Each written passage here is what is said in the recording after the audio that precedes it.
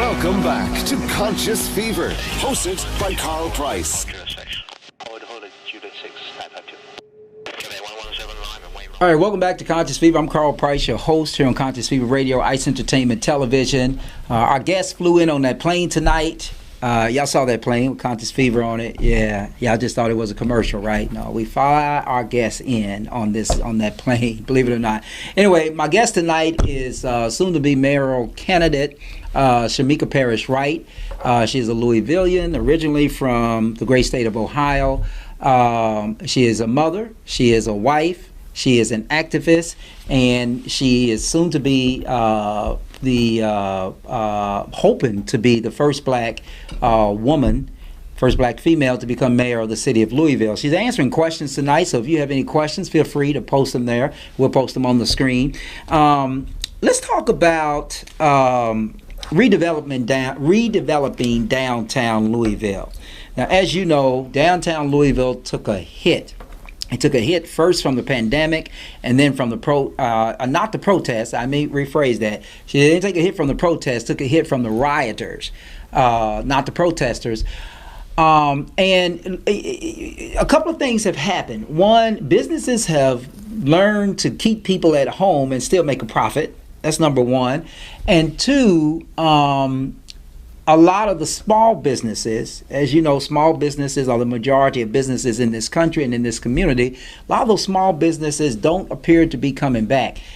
And to the credit to the current mayor, I thought, having with me having a small business in downtown Louisville, I got the impression that, you know, working at night, I saw a lot of vibrance in downtown Louisville before the pandemic.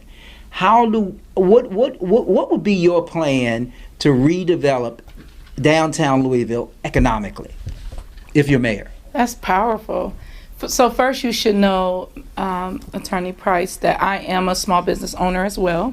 I have a consulting business. I call it It's What We Do, and I help manage campaigns and projects. And so my business lost money as well. I'm in the Hayburn building. I've been there since 2014. I actually end up helping a lot of attorneys because they like to run for office and they love projects. And so, but yeah, 2020 was rough on small businesses in the Central Business District, and my business is located there. So setting up Injustice Square, as one, I just became co-chair of the Kentucky Alliance Against Racist and Political Repression.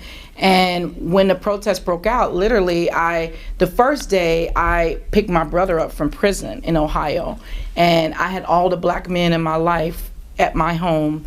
And I knew when they called me to come down, because that's what happens, and a lot of people call on me because I'm a solutions-based person and I like to get things done. And they said, Shameka, we got to do something. I have 3 daughters in their 20s, and I knew that they would be down here as well. But I had all the black men in my life at my house, and so I said, I can't come. My brother just got out of prison. If I come down there and something happened, he's going to jail, and every black man in my life is going to jail. So I will be down there tomorrow. And then the next day, we met at the Braden Center. We met with some of the protesters who had stood out and who said they needed help and they wanted to come back out. And we said, look, I said to them, we got to create a base.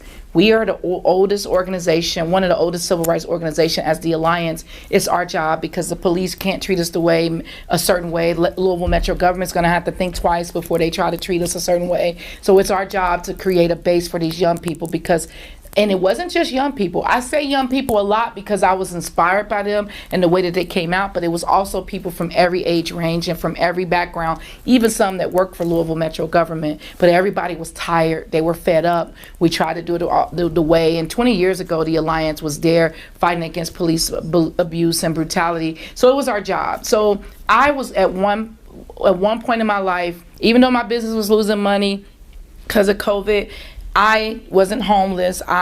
We just bought our first home. I still got my full salary during COVID. So at one point in my life, I was in the best place to be a base of support for the people. That's what I was. And that's what I've always been. I showed up. I could be there every day. I could be there when other folks couldn't because my work with the Bell Project overlapped with the movement, and I was able to secure that. And I have a whole team. We set up a satellite site right in the park.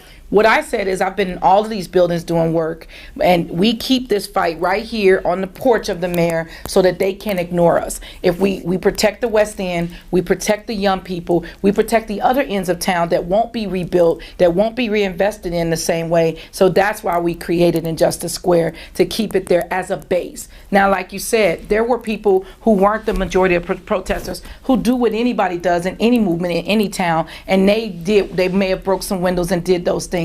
That wasn't the majority of the protesters. What happened is the businesses chipped in too. So we didn't take from those businesses, we gave to those businesses. I used direct aid and mutual aid, and we used that fundraising to put back into those area businesses, the Starbucks, all the businesses that surround your building here.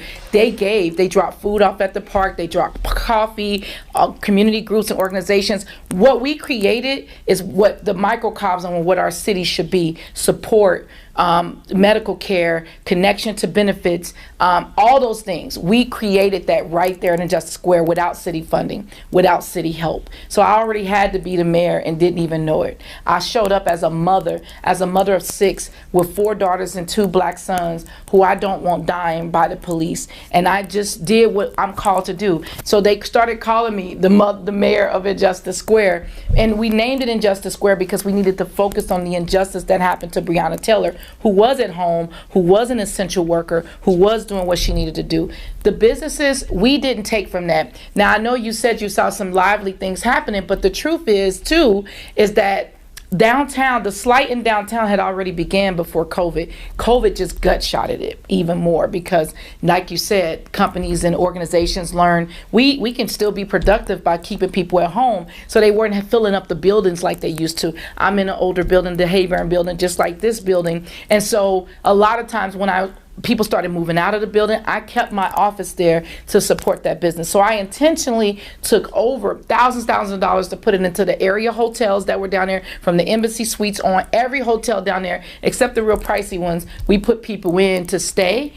We have set up jail support. We did all of that with the local businesses. So this negative image that they gave to the protesters is just a false lie, and it's a way for people to feel sorry for the mayor and our local government. But if they had stepped up early on, if they had joined our efforts the right way, instead of using the media to talk about us and to be negative, we could have did more way sooner. I said to the mayor when he came to Injustice Square the first 5 or 6 times, I said, fire the officers, eliminate yourself from this part of it. We don't have any faith in any of those officers that broke in that door. Get rid of them. And he said, Shameka, I can't, 67C and all of this other stuff. And I said, that is the problem. The mayor cannot prosecute those officers, but he could have fired them. They still could fire them. Well, one is quit now, right? And so what I said is, my business is down here. I lost money. There's no way I'm going to be a part of that. We care about our city. We loved our city. It's beautiful. Nobody can burn this brick. We didn't want to burn a brick. What we wanted was justice for Breonna Taylor and too many others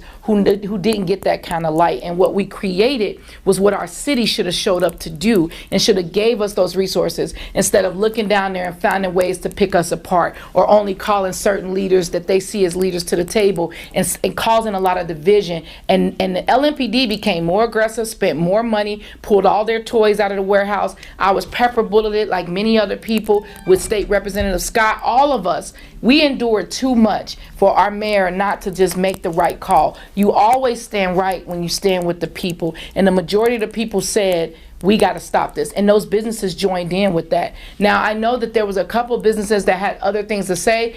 I can't speak for those who chose to break a window or break into those. Those looters had their own agenda.